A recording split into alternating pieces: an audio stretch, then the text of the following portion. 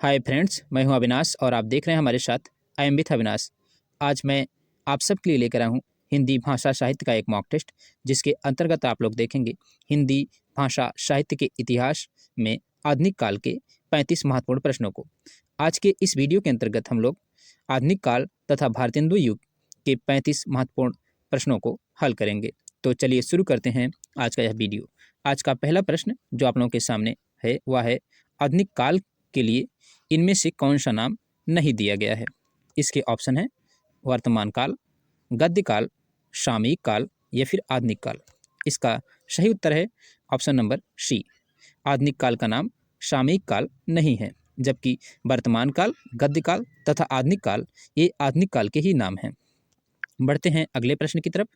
अगला प्रश्न है इनमें से आधुनिक काल की समय सीमा क्या है। इसके विकल्प हैं 1800 ईस्वी, 1843 ईस्वी, 1850 ईस्वी या फिर 1857 ईस्वी। तो इसका सही उत्तर है आधुनिक काल की जो समय सीमा प्रारंभ होती है वह 1843 ईस्वी से प्रारंभ होती है। अगला प्रश्न है 252 बैसोड़न की वार्ता के रचनाकार कौन है। इसके विकल्प हैं वल्लभाचार्य, गोसाई विठलनाथ, गोकुलनाथ या फिर नाभादास। इसका सही उत्तर है option number C, Gokulnath. Gokulnath ने अपने पिता गोसाई विठलनाथ के लिए 252 बैसोड़ की वार्ता लिखा, जिसके अंतर्गत उनके पिता गोसाई विठलनाथ के 252 शिष्यों की जीवन वृत्ति है। बढ़ते हैं अगले क्वेश्चन की तरफ। अगला क्वेश्चन है 84 बैसोड़ की वार्ता के रचयिता कौन है। इसके विकल्प हैं गोकुलनाथ, नाभादास, नंददास या फिर सूरदास। तो इसका भी सही उत्तर है ऑप्शन नंबर ए, गोकुलनाथ। गोकुलनाथ ने अपने दादा वल्लभाचार्य के लिए 84 बैसोड़ की वार्ता लिखा, जिसके अंतर्गत उन्होंने अपने दादा वल्लभाचार्य के 84 शिष्यों की जीवन वृत्ति लिखी। बढ़ते हैं अगले क्वेश्चन की तरफ। अगला क्वेश्चन है श्रृंगार रस मंडन के रचयिता कौन है। इसके विकल्प हैं गोकुलनाथ, विठलनाथ, वल्लभाचार्य या फिर जोइंदू। तो इसका भी सही उत्तर है option number B, Vitthalnath. Vitthalnath ने श्रृंगार रस मंडन की रचना की। अगला क्वेश्चन है इनमें से कौन सी पुस्तक ब्रजभाषा गद्य में लिखी गई है।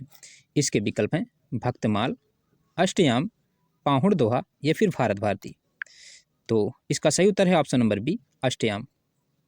बढ़ते हैं अगले क्वेश्चन की तरफ। क्वेश्चन है अष्टयाम का रचनाकाल क्या है। इसके ऑप्शन है 1603 ईस्वी, 1600 ईस्वी, 1700 ईस्वी, 1603 ईस्वी या फिर 1703 ईस्वी। इसका सही उत्तर है अष्टयाम की जो रचना हुई थी वह हुई थी 1603 ईस्वी में। अगला क्वेश्चन है चंद छंद वर्णन की महिमा के रचयिता कौन है। इसके ऑप्शन है चंद बरदाई, गंग कवि, लाल कवि या फिर सूरत मिश्र। इसका सही उत्तर है ऑप्शन नंबर बी, गंग कवि। गंग कवि ने चंद छंद वर्णन की महिमा की रचना की। नेक्स्ट क्वेश्चन है भाषा योग वशिष्ठ के रचयिता कौन है। इसके ऑप्शन है गंग कवि, गोकुलनाथ, नाभादास या फिर राम प्रसाद निरंजनी।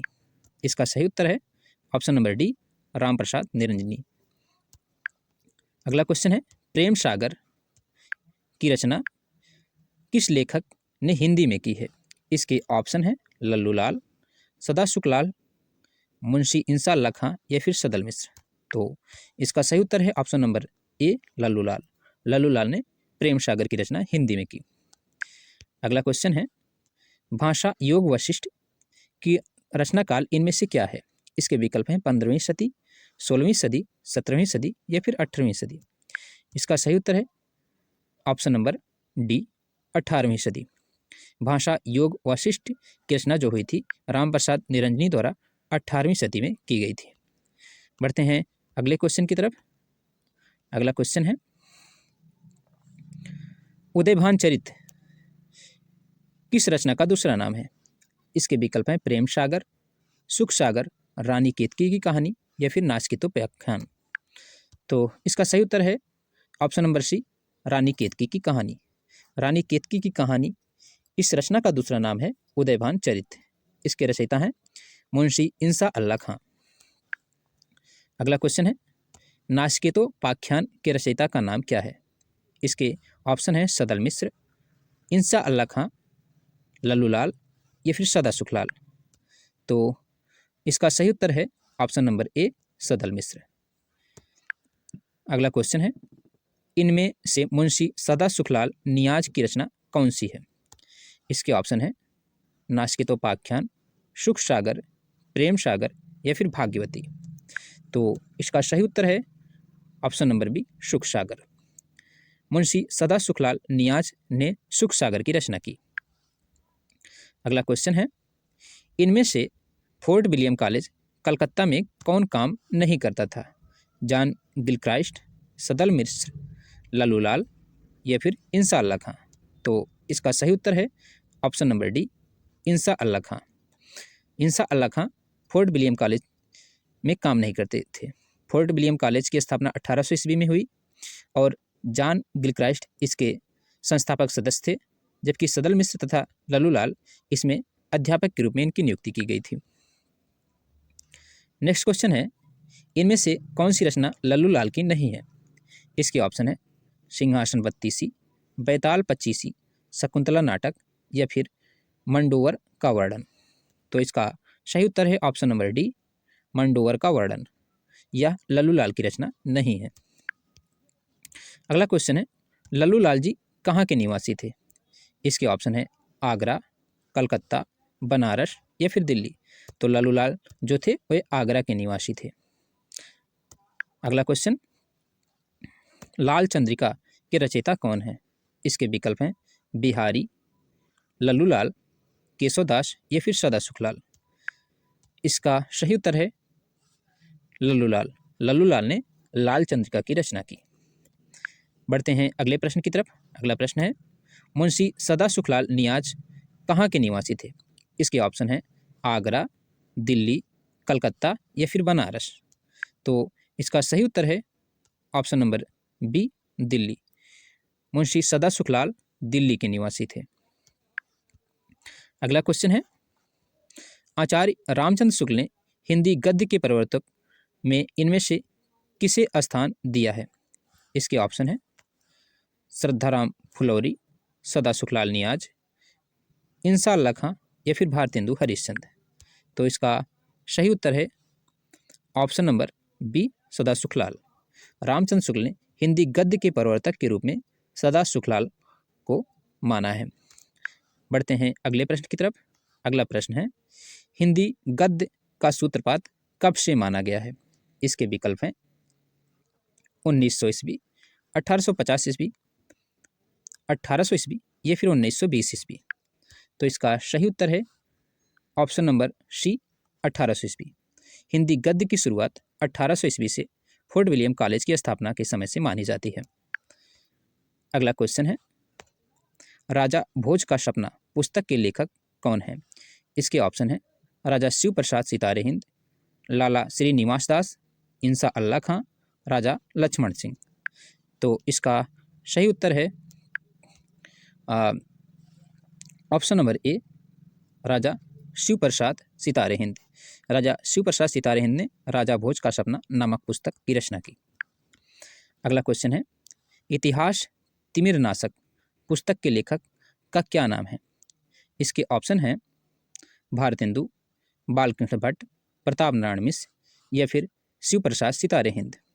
तो इतिहास तिमिरनाशक पुस्तक के लेखक जो हैं ऑप्शन नंबर डी, राजा शिव प्रसाद सितारे हिंद हैं।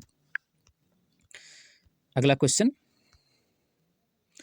मानव धर्मसार पुस्तक के रचयिता का नाम क्या है? इसके ऑप्शन है राजा लक्ष्मण सिंह, राजा शिव प्रसाद सितारे हिंद, बालकृष्ण भट्ट या फिर अध्यापक पूर्ण सिंह। तो इसका सही उत्तर है ऑप्शन नंबर बी, राजा शिव प्रसाद सितारे हिंद मानव धर्मसार पुस्तक के रचयिता हैं। अगला क्वेश्चन है, प्रजा हितैषी नामक पत्र आगरा से किसने निकाला था? इसके विकल्प हैं गणेश शंकर विद्यार्थी, बनारसी दास चतुर्वेदी, श्री कृष्ण दत्त पालीवाल, राजा लक्ष्मण सिंह। तो इसका सही उत्तर है ऑप्शन नंबर डी, राजा लक्ष्मण सिंह। राजा लक्ष्मण सिंह ने प्रजा हितैषी नामक पत्रिका आगरा से निकाला। अगला क्वेश्चन है, हमारे मत में हिंदी और उर्दू दो बोली न्यारी न्यारी हैं, यह कथन किस लेखक का है? इसके ऑप्शन है सर सैयद अहमद खां, राजा लक्ष्मण सिंह, राजा शिव प्रसाद सितारे हिंद या फिर मुंशी इंसाअल्लाह खां। इसका सही उत्तर है ऑप्शन नंबर बी, राजा लक्ष्मण सिंह। हमारे मत में हिंदी और उर्दू दो बोली न्यारी न्यारी हैं, यह कथन जो था वह राजा लक्ष्मण सिंह का था। राजा लक्ष्मण सिंह हिंदी के समर्थक थे। बढ़ते हैं अगले प्रश्न की तरफ। क्वेश्चन है, पंजाब में उर्दू का विरोध करने वाले और हिंदी का समर्थन करने वाले विद्वान कौन थे? इसके विकल्प हैं लाला लाजपत राय, नवीन चंद्र राय, श्रद्धाराम फुल्लोरी या फिर गुरु गोविंद सिंह। इसका सही उत्तर है ऑप्शन नंबर बी, नवीन चंद्र राय। पंजाब में उर्दू का विरोध करने वाले तथा हिंदी का समर्थन करने वाले विद्वान नवीन चंद्र राय थे। अगला क्वेश्चन है, आधुनिक काल का जनक किस लेखक को कहा जाता है? इसके विकल्प हैं महावीर प्रसाद द्विवेदी, भारतेंदु हरिश्चंद्र, रामचंद्र शुक्ल या फिर हजारी प्रसाद द्विवेदी। इसका सही उत्तर है option number B, Bharatendu Harishchandra. आधुनिक काल का जनक भारतेंदु हरिश्चंद्र को माना गया है। अगला क्वेश्चन, सत्यार्थ प्रकाश के रचयिता कौन है? इसके विकल्प हैं दयानंद सरस्वती, विवेकानंद, राजा राम मोहन राय या फिर ईश्वरचंद विद्यासागर। इसका सही उत्तर है option number A, Dayanand Saraswati. Satyarth Prakash पुस्तक के लेखक दयानंद सरस्वती हैं। नेक्स्ट क्वेश्चन, हिंदी प्रचार में इनमें से किस संस्था का योगदान सर्वाधिक रहा? इसके ऑप्शन है आर्य समाज, रामकृष्ण मिशन, प्रार्थना समाज या फिर ब्रह्म समाज। तो हिंदी के प्रचार में सबसे अधिक जो योगदान रहा वह रहा आर्य समाज का। ऑप्शन नंबर ए इसका बिल्कुल सही उत्तर है। अगला क्वेश्चन, भारतेंदु युग की समय सीमा बताना है। इसके विकल्प हैं 1918 से 1936, 1857 से 1900, 1900 से 1918 या फिर 1800 से 1850। तो इसका जो सही उत्तर होगा वह होगा ऑप्शन नंबर बी, 1857 से 1900 तक के समय काल को जो है भारतेंदु युग के नाम से जाना जाता है। अगला क्वेश्चन है, महावीर प्रसाद द्विवेदी ने सरस्वती पत्रिका का संपादन कार्यभार कब संभाला?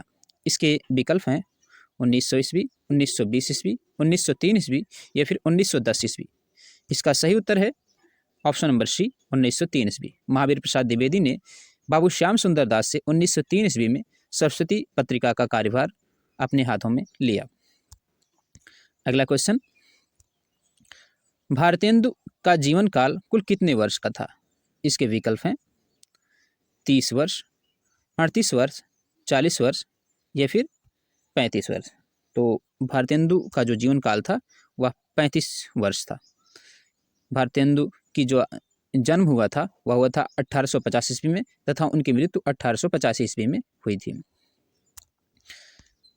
नेक्स्ट क्वेश्चन, इनमें से पंडिताऊपन किस लेखक की भाषा में आचार्य रामचंद्र शुक्ल ने माना है? इसके विकल्प हैं सदल मिश्र, इंसाअल्लाह खां, सदा सुखलाल या फिर लल्लू लाल। इसका सही उत्तर है ऑप्शन नंबर सी, सदा सुखलाल। सदा सुखलाल की भाषा में पंडिताऊपन यह ऐसा रामचंद्र शुक्ल ने माना है। बढ़ते हैं अंतिम और 35वें क्वेश्चन की तरफ। क्वेश्चन है, हिंदी साहित्य को नवीन विषयों की ओर प्रवृत्ति करने का श्रेय किस लेखक को दिया गया है? इसके ऑप्शन हैं प्रेमचंद, भारतेंदु प्रसाद या फिर महावीर प्रसाद द्विवेदी।